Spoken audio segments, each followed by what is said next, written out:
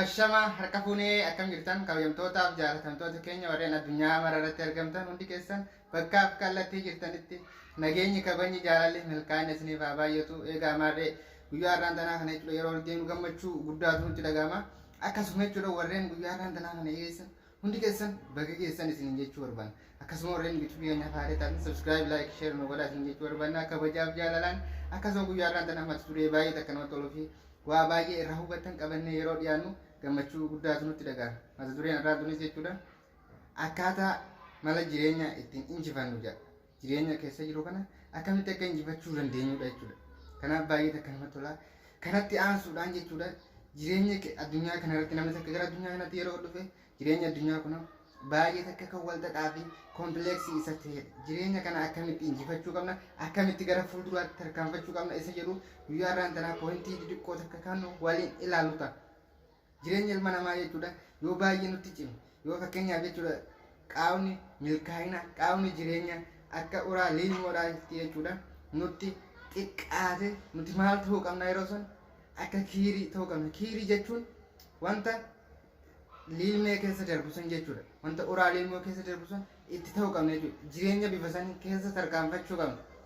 Maaliif jireenyi yoo nuti qaawni jireenya ittiin gara milkaa'inaatti deemnu nutti xiqqaate nutis xiqqaannee keessa darbuu danda'uu qabna.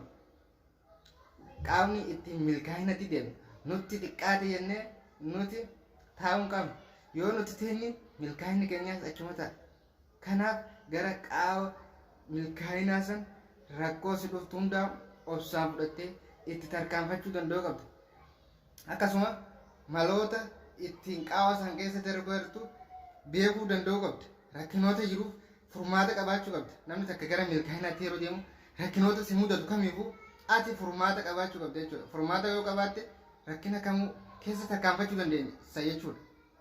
Kanaaf asirratti waa'ee haala jireenya kan ilma namaa akkamitti akka injifatu irratti mata duree xiqqoo takka fudhannee waliin haa ilaallu. Akkasumas seenaa xiqqoo takka jechuudha. Seenaa kanarratti wal qabsiisee yeroo isin ibsu gammachuu guddaatu natti dhagahama. Seenaan kunis simbirroo takkaatu gammoojjii keessatti baay'ee takka dheebattee jirti. Simbirroon tun dheebattee bishaan barbaade deemti. Yommuu bishaan barbaade deemtu jechuudha bakka wayitti bishaan qalaasa wanti qalaasa waan daabbaa xiqqaa jechuudha ni beektanii burcuqqoo bishaan itti dhuganii isa kana keessa bishaan waa xiqqishoo jirtu takka agarte jechuudha.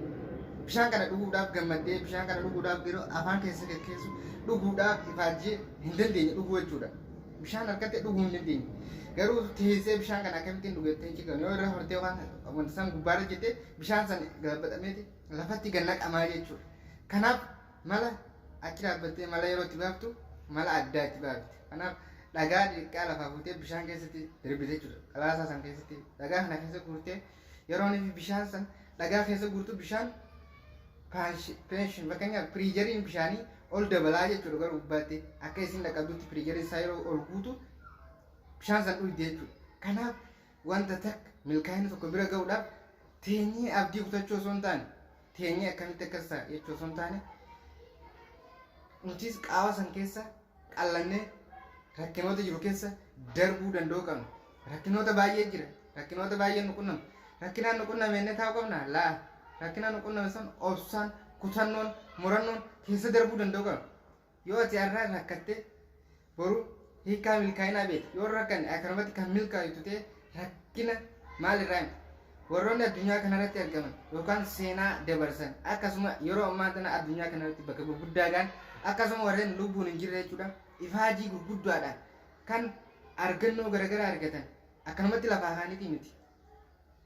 Jireenyi isaan keessa deeman wantoonni ittiin argannoon isaan argachuudhaaf riisarchiin isaan gaggeessan jechuudha akka qaawa lilmootti xiqqaatee isaan garuutu kiirii yookaan qajiisa achi keessa darbu san ta'anii jechuudha. Keessa lubanii addunyaa kanatti wanta gurguddoo tokko as ba'anii lubbuu isaanii dabarsan jechuudha. Nutoo jennee of gaafachuu qabna.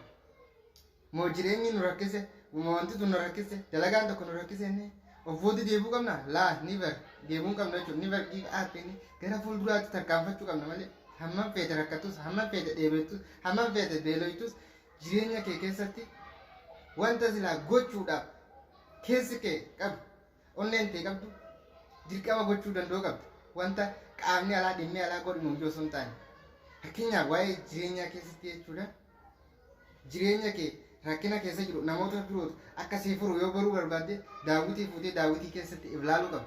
Maaliif daawwitii fuutee daawwitii keessatti ilaaluu qabda? Yoo daawwitii keessatti nama biraatu naa fudhate nama biraas daawwitii keessatti galte namni biraa jireenya keessi jijjiiruu ni danda'a. Kanaaf atiis kan viidiyoo kana ilaalaa jirtu jireenya kee si malee namni takka jijjiiruu hin danda'u. Kanaaf viidiyoo kiyya kan guyyaa har'aan tanaa isinitti hin dheeressu asumarratti dhaaba waan na dhageeffataniif galatooma bakkaaf kallattii jirtanitti nageenya isiniif haa baay'atu turtii gaarii isin jedha hamma viidiyoo biraatti walitti deebinutti baay'ee isin jedha subscribe like share